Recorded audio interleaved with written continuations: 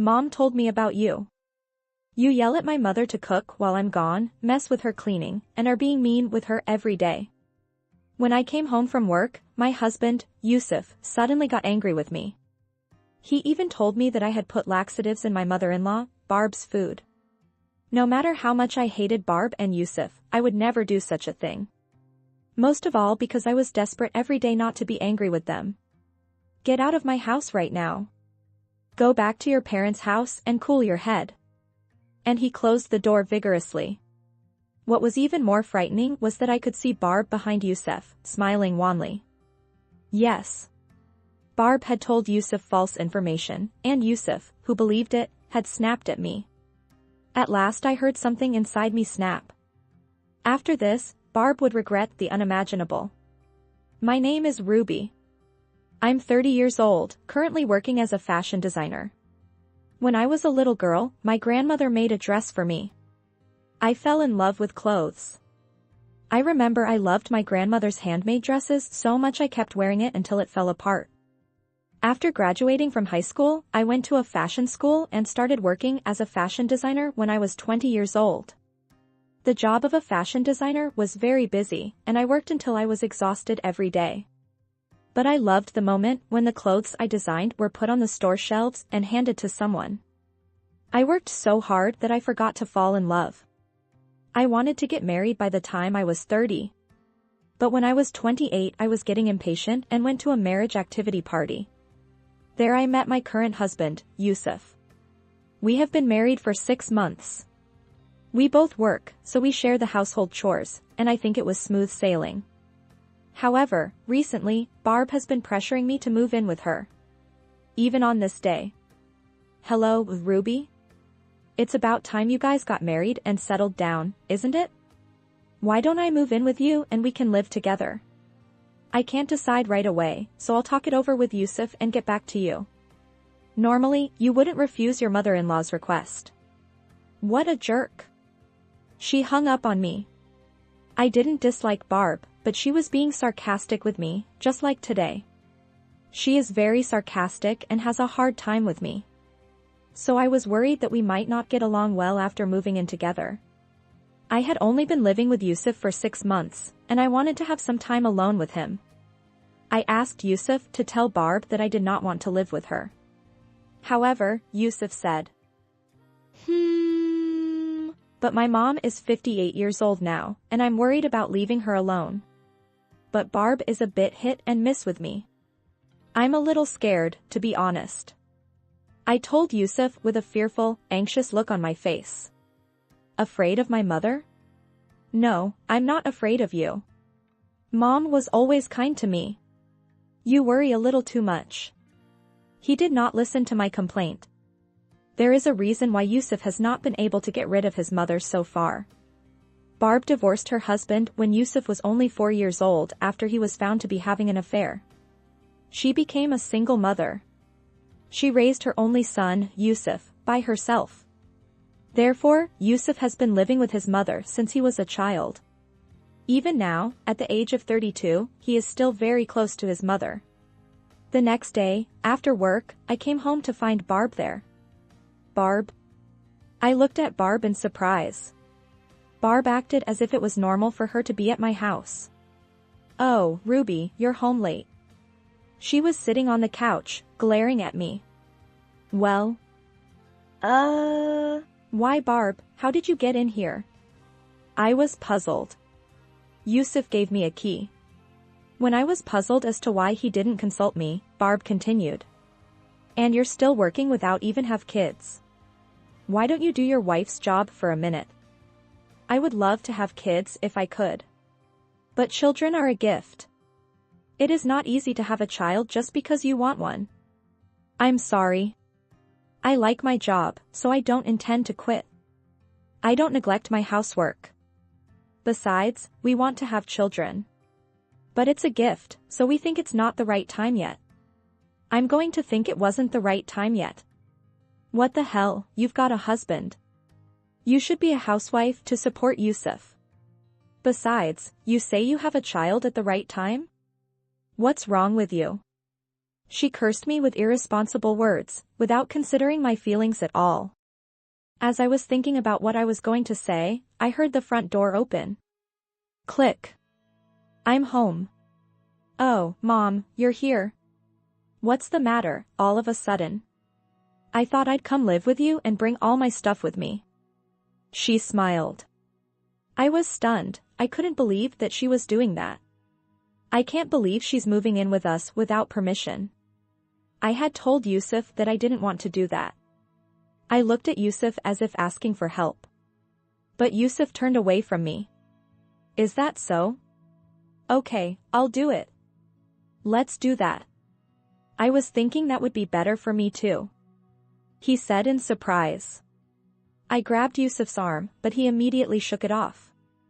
Thus, halfway through the day, Barb and I were forced to live together. That night, in the bedroom, I asked Yusuf, "Hey, why are you making these decisions on your own? I told you I didn't want to live with you. You are really cold. I've explained to you how much my mother has helped me in my life. You should understand me a little." He meditated a little grimly and ended his conversation with me. I was so worried about the future that I cried that night, wetting my pillow so Yusuf wouldn't find out. The next day, when I got home from work again. "Ruby, hurry up and make me dinner. I'm hungry." And rushing me. I replied in a quiet voice, "Yes." And started to cook dinner for Barb and Yusuf. Yusuf came home, too, but he didn't seem to notice that I was being used like a housekeeper by Barb. I would come home tired from work, hurry to cook a meal, wash the dishes, and do the laundry. After that, I have to clean the house. The situation was so painful that I finally cried in front of Yusuf that day. It's just one day, and now this. I really can't do this with you. I told him in tears, but Yusuf. Hey, what are you crying about? I guess you are still not used to living together. Let's get along better from now on.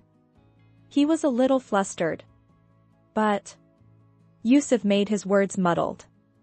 Ruby, if you love me, you should care about the people I care about too. I was dismayed and persuaded. Saddened by Yusuf's inability to communicate with me, I cried until I fell asleep that day. After that, staying at home became more and more painful. I felt much more at ease at work than at home. At work, my coworkers were surprised and worried about my changing appearance due to stress. But with Yusuf and Barb, who should have been watching me closest and daily, never noticed any change in me.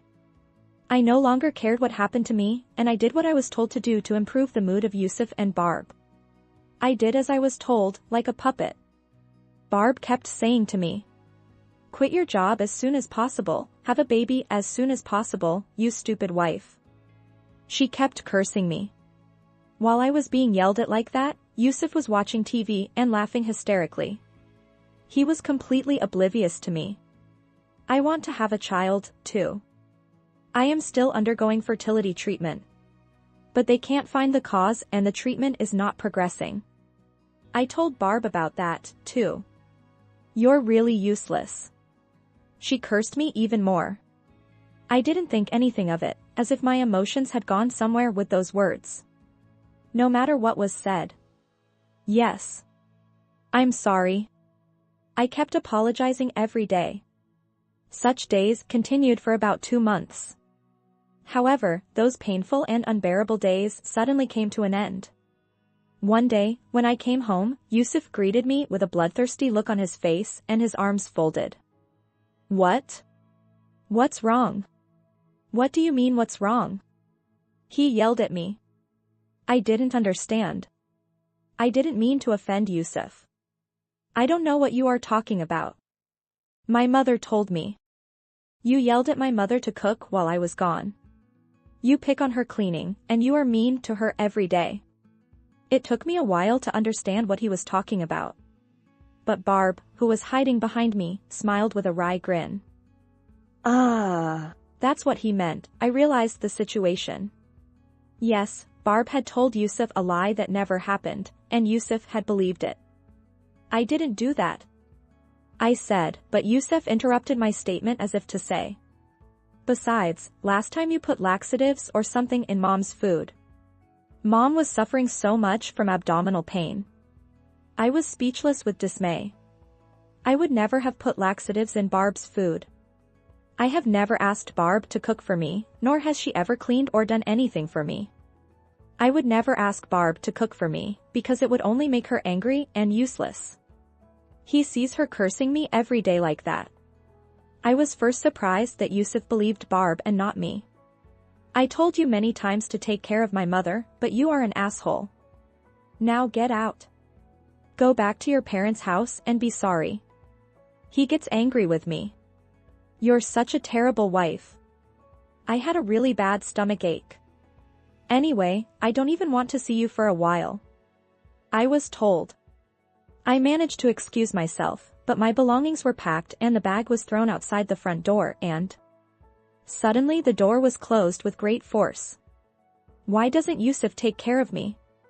I had appealed to Yusuf so many times. I can't believe Barb's lies. I went back to my parents' house in tears. When I returned to my parents' house, they were quite shocked to see my changed appearance. I didn't realize it myself, but during the 2 months I had spent with Barb, I had developed hair loss in the form of ringlets. I had lost a lot of weight, my makeup was gone, and I had aged drastically. By all accounts, I looked far removed from a fashion designer. When I explained the situation to my parents, "You did your best. There is nothing wrong with you. It's going to be okay." And they hugged me. I would never have let you get married if I had to do this. My mother cried with me. You don't have to go back to that house. You've worked hard enough. You don't have to work hard for those people anymore. I felt like a weight was finally lifted off my shoulders. I cried all day until my voice ran dry. My parents suggested that I stay with them for a while until things settled down. I decided to stay at my parents' house instead of going home. Unlike my own home, my parents' house was a place where I really felt at home. Yusuf messaged me several times. Have you reflected on what you did? Do you swear you can take care of my mother from now on? But I ignored all of them unread. Then, the next one was. Why don't you reply back? You're watching me, right? Because Mom is kind. She says she is not angry anymore. And so on. I ignored these unread, too, of course. A few months later, I decided to go home to my own house for the first time in a while. Yusuf found out that I had returned and came running to me. You are finally home. You've been sulking for a long time. Have you reflected on that? He asked me teasingly. Barb joins in. You're back real slow. Have you finally gotten your head out of your ass? It seems it takes you a while to even reflect on what you did. She started to tease me. But I was unfazed now. With a calm face. Yes, I've been reflecting on things. I am finally cooled down. Please sign and seal here. I handed him a piece of paper. Seeing the paper, Barb and Yusuf were so surprised that they could not speak, and their faces turned pale. Yes, that's right.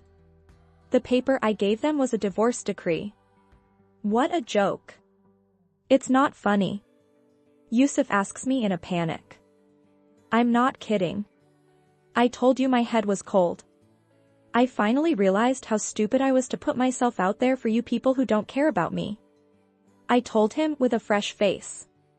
Oh, calm down. I'm not saying I want a divorce. She seemed quite confused. No, nothing you say will change my mind. You don't have to be so angry. Look, I'm not angry anymore.